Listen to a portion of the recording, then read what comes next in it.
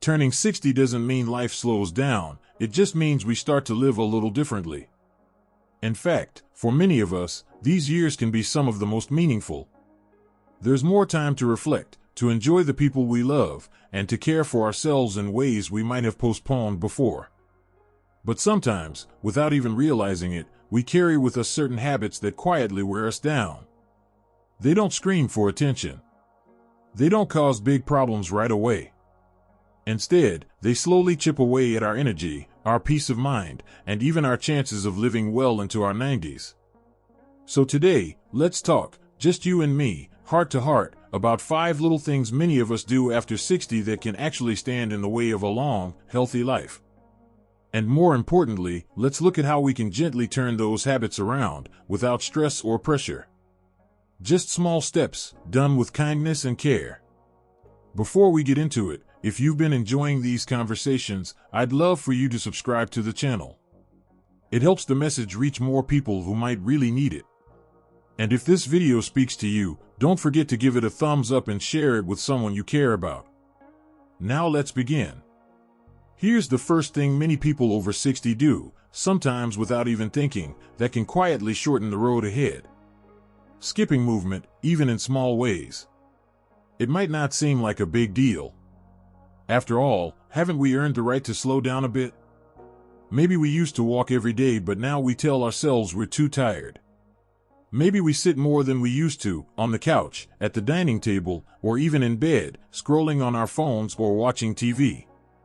It starts gradually. And before we know it, whole days pass without much movement at all. Here's the quiet truth, after 60, our bodies need motion more than ever.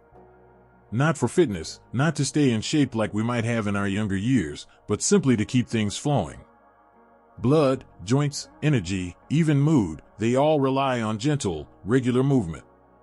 When we stop moving, even just for a few days in a row, things begin to stiffen. Our balance starts to slip.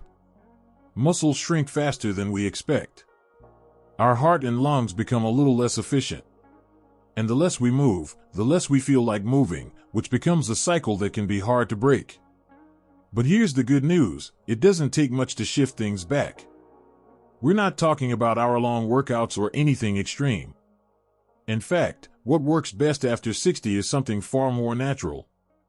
Start with just 3 to 5 minutes of light walking every morning. Around the house, out on the porch, even just back and forth in the hallway if that's what works. Stretch your arms gently when you wake up. Do a few shoulder rolls while waiting for the kettle to boil. These tiny motions wake up the whole system, and they matter more than most people realize. Think of it this way, motion is life. And just a little bit, done often, tells your body, I'm still here.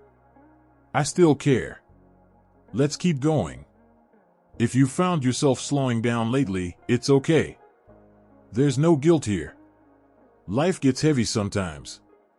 But maybe today is the day you take that first small step again, not because you have to, but because your body will thank you for it tomorrow. Now let's talk about another habit, one that you might be guilty of, just like so many others, and it has to do with breakfast. But not what you eat. It's about not eating anything at all. Many people over 60 start skipping breakfast. Not because they're on a diet like younger folks. Sometimes it's simply because they don't feel hungry. Or they tell themselves, I'm not doing much today, so why bother eating early? The problem is this, when you wake up, your brain and heart need fuel. With nothing in your system, you may feel more tired, slower mentally, and even see your blood pressure fluctuate. Over time, skipping breakfast can raise your risk of blood sugar imbalances, cognitive decline, and even stroke. Breakfast doesn't need to be complicated. A slice of whole grain bread with a bit of peanut butter. A small bowl of soft-cooked oats with a few walnuts. A banana and a glass of warm water. The key isn't the amount, it's the message to your body, we're starting the day now. Let's get going together. Plenty of research has shown that older adults who eat breakfast regularly tend to live longer and are less likely to suffer from heart and cognitive issues. That's why this simple daily habit, even just a little food, can make a lasting difference. And once you've sat down with a light breakfast, ask yourself if you're falling into the third harmful habit, something that's quietly common after 60. Consuming too much negative news or anxiety-inducing content. Think back to this morning. Did you turn on the TV or open your phone only to be greeted by a tragic accident? A heated political debate? A video that stirred up worry or anger? These aren't just bits of information. They're the mental food your brain takes in every morning. After 60, the brain becomes more sensitive to stress. Bad news, noise, arguments, they can all push your cortisol levels, that's your stress hormone, higher than needed. And when that happens often, you may start feeling more tired, anxious, have trouble sleeping, and lose that sense of inner peace. So one powerful way to support longevity is to carefully choose what you allow into your mind each morning. Try spending the first 10 minutes of your day without touching your phone or turning on the TV. Instead, listen to calming music. Look out the window. Take a few deep breaths. Or simply sit quietly with your morning coffee. If you enjoy reading the news, try saving it for after breakfast. And pick sources that leave you feeling informed and grounded rather than anxious or agitated. Because the truth is, a peaceful mind in the morning is one of the most precious gifts you can give yourself after 60. We can't control the world. But we can control the first thing we let into our minds each day. And that small choice makes a big difference for today and for all the years still ahead. Now, let's move on to the fourth habit, one that may sound innocent, even comforting at first. But over time, it can quietly chip away at your strength, your confidence, and even your longevity. It's spending too many hours sitting, and not just sitting, but sitting without movement. After 60, it's common for people to slow down, especially if they've retired or have fewer daily obligations. And there's nothing wrong with taking it easy, rest is important. But here's the catch, the human body, even in its later years, is not designed for stillness. It's built for movement, circulation, and rhythm. Sitting for long periods, especially in the same position, can slow your blood flow, weaken your muscles, and increase your risk of blood clots, heart disease, and even certain types of cancer. It can also make your joints stiffer, your balance worse, and your energy lower than it needs to be. Here's the surprising part, even if you go for a walk once a day, it doesn't fully erase the effects of prolonged sitting. What matters most is how often you break up those long stretches of stillness. The good news? It only takes a little. Standing up every 30 minutes. Stretching your arms. Rolling your shoulders. Walking to refill your water. Doing a few gentle leg lifts by your chair. It doesn't have to be exercise, it just has to be movement. Some people like to use small cues to remind themselves. A timer on the phone. A sticky note on the table. Or simply making a habit of moving during every commercial break or between episodes of a show. These little movements, so small you might think they don't matter, are actually quiet guardians of your health. They help keep your blood flowing, your muscles awake, and your body ready to support you well into your 70s, 80s, or 90s. But there's one more habit, one that's especially sneaky. It hides under the surface, often masked as just being cautious or realistic. Yet if left unchecked, it can shrink the size of your life in ways you never intended. And that's letting fear slowly take the driver's seat. It can start with small things. Maybe I shouldn't go out today, it might rain. I'm too old to try that new class. What if something goes wrong? Before you know it, fear has built invisible walls around your daily life. This doesn't mean being reckless. Of course, we need to be careful as we age. But living in fear, avoiding new experiences, turning down invitations, saying no to joyful things because they feel too risky, can rob us of something even more important than safety, meaning. When you say yes to life, even in small ways, you tell your brain, your heart, and your spirit that you're still here. Still growing.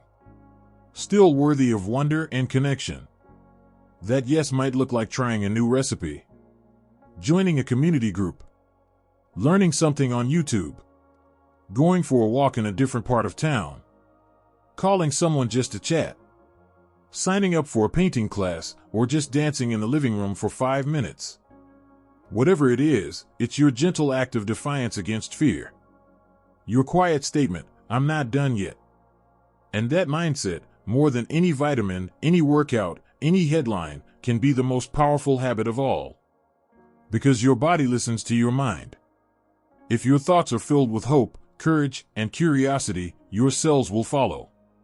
So now, let's take a moment to reflect on all 5 of these quiet, hidden habits that might be shortening the life you still have ahead. But before we wrap up, let me offer something even more important than a list. A simple idea to hold on to as you walk into tomorrow. Shall we? Now, let's take a look at the 4th silent habit that could slowly wear down your health after 60 without you even noticing. It hides under a seemingly harmless phrase, "I'm just a bit stiff these days." Stiff joints. Slow steps. A bit of pain getting up from the chair. Many people accept these signs as a normal part of aging, something to live with. But here's the truth, when we stop moving, the body begins to stiffen even more. It's a quiet loop that feeds itself. The less we move, the harder it becomes to move. Studies have shown that just 30 minutes of gentle movement each day can significantly improve flexibility, lower the risk of falls, and even boost memory and mood. You don't need a gym. You don't need fancy equipment. A walk around the block. Light stretching while listening to your favorite music. Even standing up and sitting down a few times with intention, these little acts matter. One reason older adults stop moving is fear of injury, or fear of looking silly. But motion is what the body understands. It's how your joints stay lubricated, how your muscles stay awake, and how your brain keeps getting fresh blood and oxygen. The more you give into stillness, the faster your body begins to forget how to move freely.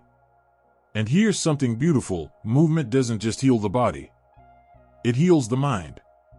People who move regularly after 60 report feeling more confident, more connected to life, and more in tune with their surroundings. It becomes less about exercise and more about reclaiming control. So if today you feel stiff, don't scold your body. Talk to it gently. Invite it to move a little.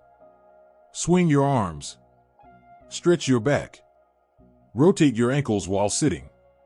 Make a small promise, "I'll move just a little every day." That promise, when kept, can be the beginning of lifelong energy. And that brings us to the final habit, a quiet one, yet incredibly powerful. It's something people rarely talk about. But over time, it becomes one of the biggest barriers to longevity, especially for those living alone or feeling disconnected from others. Let's talk about emotional isolation. Not just being alone, but feeling alone. After 60, many people go through big life changes, retirement, children moving out, losing friends or a partner. These shifts can lead to long stretches of silence, fewer conversations, and a shrinking sense of connection. At first, it might feel like peace. But over time, emotional isolation can chip away at your well-being. Studies now show that chronic loneliness is just as harmful to health as smoking or obesity. The danger is that it often creeps in slowly. One day becomes 1 week, then 1 month. You speak to fewer people. You share less of your thoughts. And eventually, your heart begins to carry more than it should, without a place to let it out.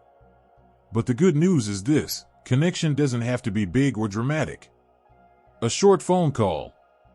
A walk with a neighbor. A smile exchanged with someone at the grocery store. Joining a small group or class, even online. What matters isn't how many people you see, but whether your heart feels seen by someone. And here's something even deeper: when you reach out, you don't just help yourself. You become a light for someone else.